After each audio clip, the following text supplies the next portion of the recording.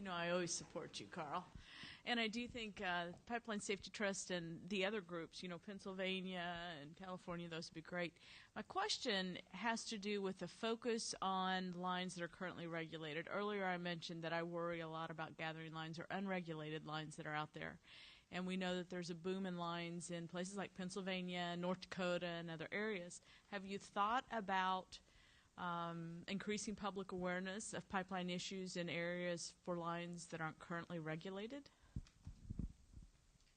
I think about that all the time because my highest priority is the same as yours. Those gathering lines freak me out. And we've worked with people from Pennsylvania all over on pushing forward. And that certainly is something that a Great Lakes Pipeline Safety Trust that covers Pennsylvania, Ohio, Michigan, where all the fracking is happening, could help push the state legislatures to move forward on some state-level regulations on gathering lines that might help set the stage for PHMSA to step in on a national regulation.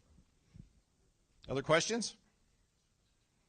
All right. Oh, we got one. I was gonna send anybody off to lunch, but you can blame this person right here for holding up lunch. Everybody in lunch. So first of all, it's Ziad Saad from the Canadian Energy Pipeline Association. This is indeed a very unique forum. It's the only one that I know of where the three elements of the three-legged stool really come together in a room and actually talk to each other as opposed to pointing fingers or doing anything else. So it's a really constructive forum, I find, and obviously commendable for Carl for getting that over the years. And it wasn't always that way. So my question is about the leadership that is required to get a forum like this to really come together and be successful. Sure, and I think that's the leap of faith creating any new trust would take, because you don't really know who's going to be in charge. So you could end up with some group that might not want to advance it the same way we do. You saw my kind of, here's the way you implement the goals, and I think it's important that those, if a trust is formed, that those are kind of the foundations of any new group.